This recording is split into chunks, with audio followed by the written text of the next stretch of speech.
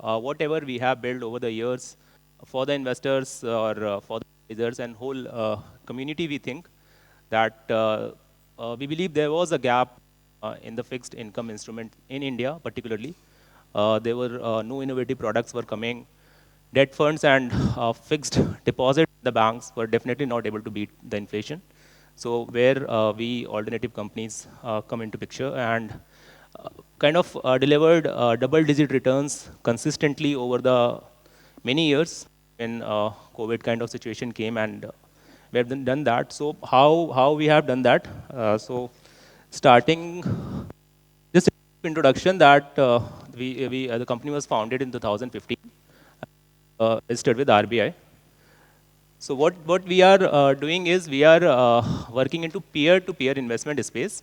And what exactly is peer-to-peer investment is something like any diversified debt-based investment fund where traditionally money and the funds used to go to the corporate loans or the loans taken by the institutions. Here, what is happening that your money is diversified or distributed among many retail loans or loans taken by individuals to me or anyone else.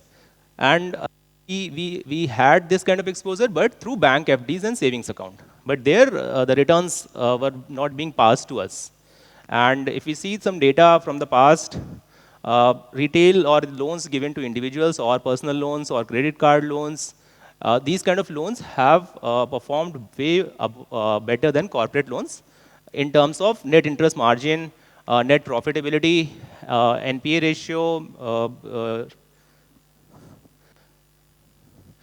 ratio, as well as in terms of the interest rate at which loans were given out. So for any bank, you see there is a difference. Whichever bank is focused on the retail lending, that particular bank or institution has been able to give multi-fold return in the market as well. So HDFC and the Bajaj Finance are the prime example, which are the best performer companies among the lending sector. But they were completely focused on the retail segment as compared to other banks like ICICI Bank and other larger banks. So it is very, very data-based and proven thing that retail loans and individual loans definitely have always performed and will always perform better than the loans taken by the corporates. Whenever we decide on any investment, there are certain parameters which we have kept in our mind while building this product or taking the evolution in this product. And it holds true in any investment, whether debt, equity, anything. First, of course, is required is robust regulations and regulations in audit for the companies or AMCs or whichever bank, anywhere. So RBI is the regulator in this industry, and we all know how fantastic regulator is RBI. And asset quality, of course, the where exactly money is going. That particular underlying asset, whether equity or debt, anywhere, the underlying asset has to be strong enough so that money is not lost or the risk on the principal is negligible. Diversification, of course, the mutual fund industry has come this long way, or any other. Whenever we invest, we diversify among asset classes. It's always important because life is uncertain. We don't know what can happen. So diversification always helps whenever we want to protect our investments. And transparency. So transparency is important for the investors because these days investors want to see themselves what is happening to their investors, their investment, not just relying on the call or email. So there should be transparency in the system itself. So easily the investment can be tracked. And last but not the least, returns. New product or new industry returns have to be a little higher traditional investment so that people can start looking into this. So how we have done it? So we have pretty much built a tech-based system where entire journey happens automatic through the algorithms which have been built over the years. Investors just need to perform two things. One, to deposit the money, and whenever they want it, to request the withdrawal. In between, entire process will be taken care by the systems.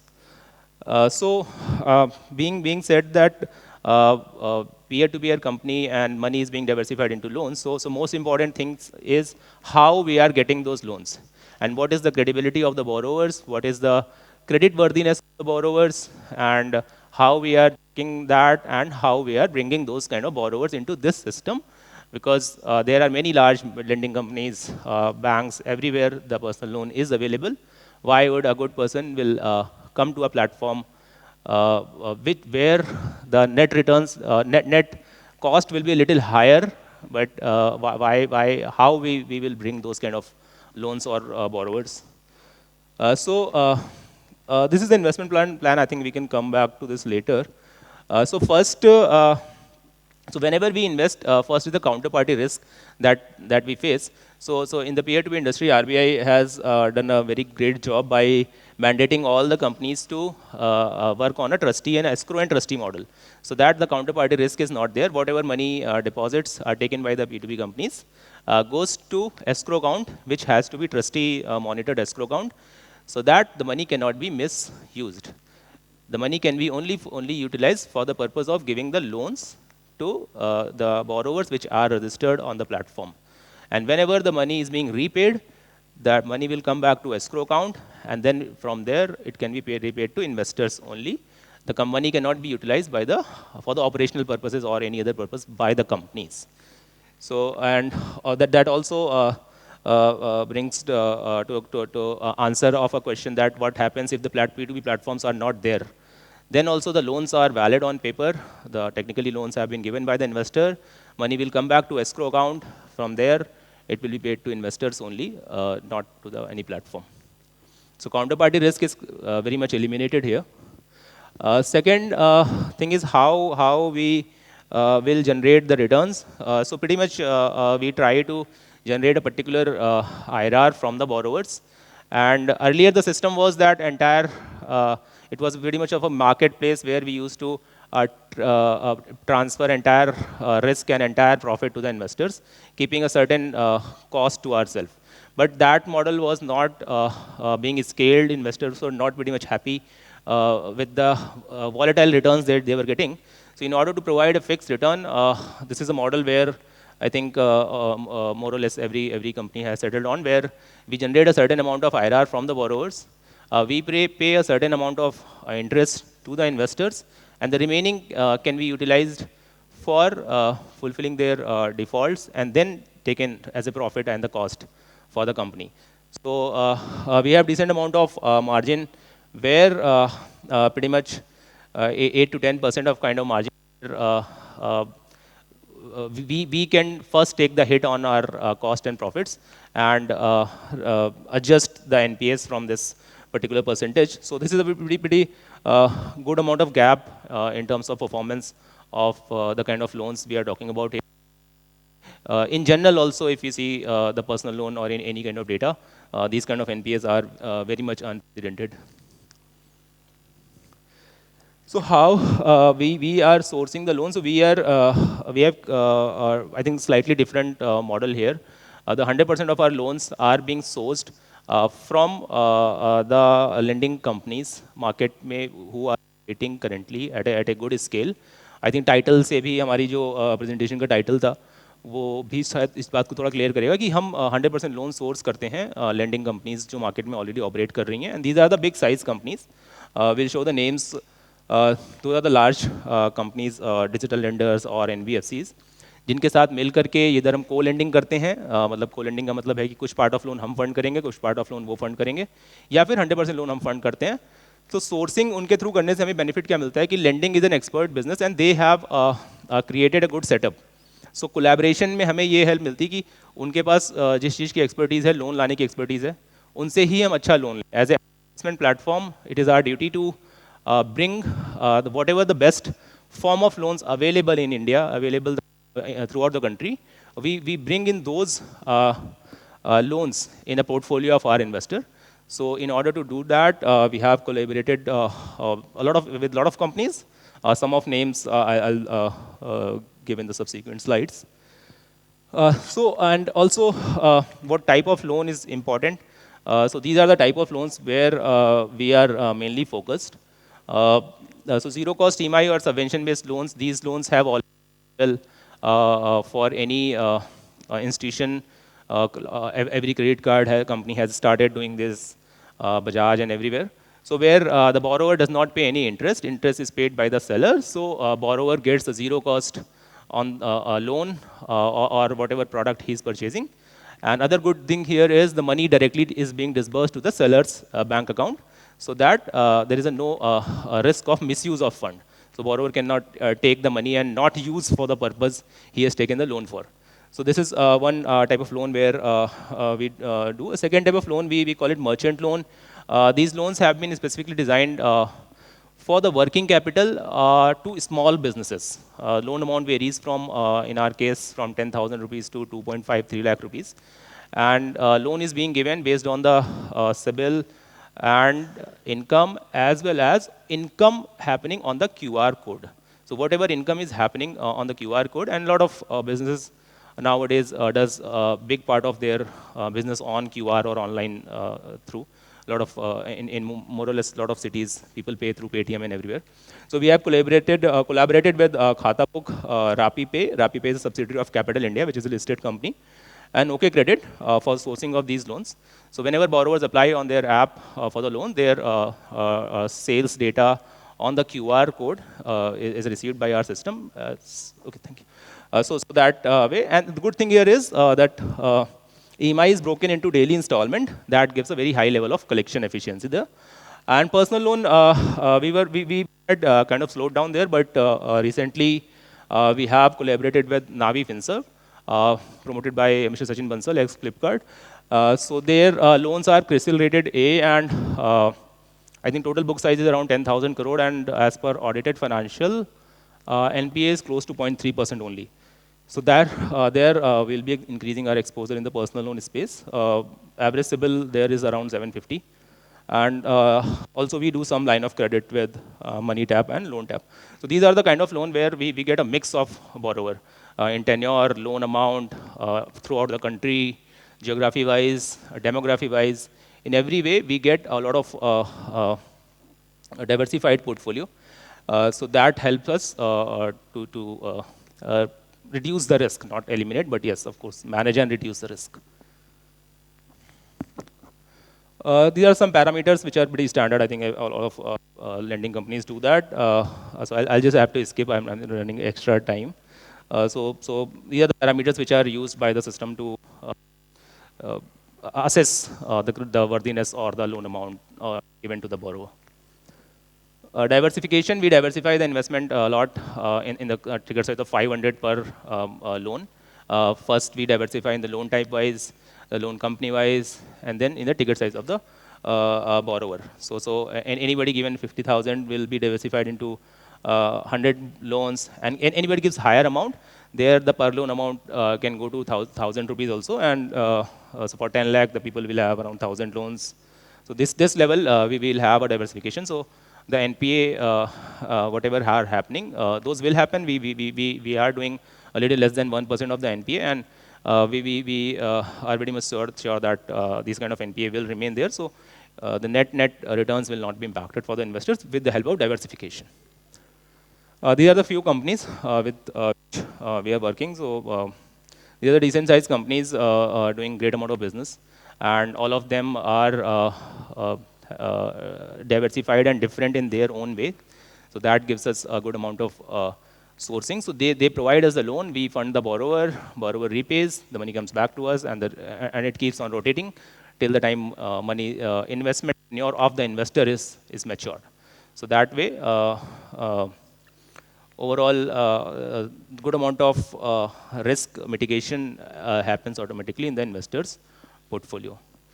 So I think there are the few numbers. We have been able to do good numbers in last 2.5 years, particularly post-COVID, when the and also some that DHFL, IFL crisis, where the people started looking out for the alternatives of the funds. So there we did some good amount of business. I'll just come back to the investment plan quickly, and I think I'm on time, sir. Yeah, just. Here the investment plan. In the short tenure, up 1 year or above, we provide 11% interest rate with monthly payout. And if somebody does not take the monthly payout, their returns will compound. And the simple return we can see will be pretty good with the power of monthly compounding of the interest that will be received. 3 month will be 10%, and we have a liquid plan where we offer 9.5% return. And this is absolute 9.5% return, not IRR formula. Anybody, even if we want to withdraw the interest on the regular basis, weekly, monthly, any frequency, they will get exactly 9.5% of the returns. The interest will not be compounded also, but simple interest rate, that is 1 lakh into 9,500 divided by 365. This is a per day returns will be there. And these are the kind of returns which we have been consistently generating through our investment app and the kind of system that I explained. So we believe that this will be very beneficial for the investor. A lot of new age employees and young people are definitely coming on the platform directly through Google Meet and Google search. But for the senior people or people working with advisors, I think there we need or seek your support. So just try these kind of investment with any other, particular platform or anywhere where just see how it happens, and it will be better for the investors. Thank you.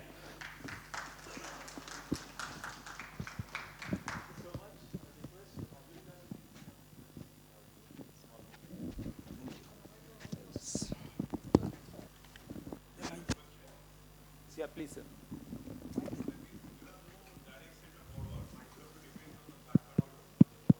Hello, hello, hello, hello.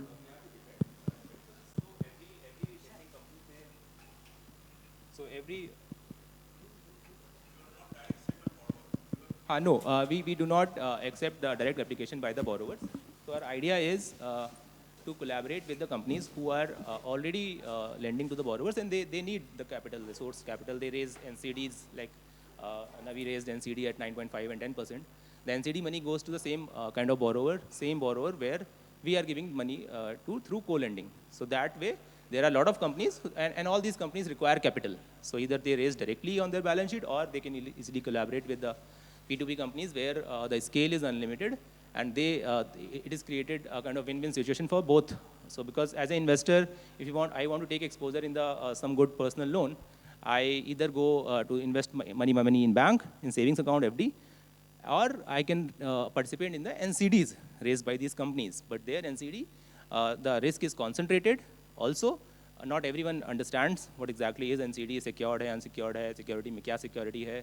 A lot of terms and conditions, they keep on changing. Here, it is pretty standard, pretty simple process that give the money, and on paper, your money is being given to borrowers directly. So that way, it is much more better way of taking exposure in such loan rather than investing through NCDs. So for investment, the cap is maximum 50 lakh rupees per PAN card. And for investing more than 10 lakh rupees, you have to produce a net worth certificate certified by CA. And for loans, RBI has put a cap of 10 lakh rupees maximum loan for 36 months. On our platform, we generally don't go beyond 2.5 or 3 lakh rupees loan.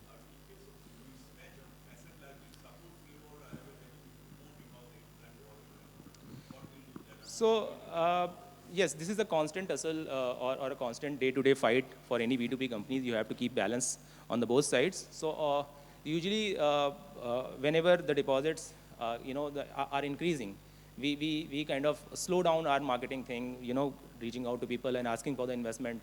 Whenever the deposits are reducing, we roll out some offers and everything. So this kind of balance is required. Yes, a slight mismatch of 0.51% always remains on the system. Mostly, we can keep this mismatch if the deposits are higher. We cannot lend more than deposits, but we can keep slight buffer of half of 1% of deposit in the escrow account. Thank you so much. Mr. Vikramaditya Bhaduri.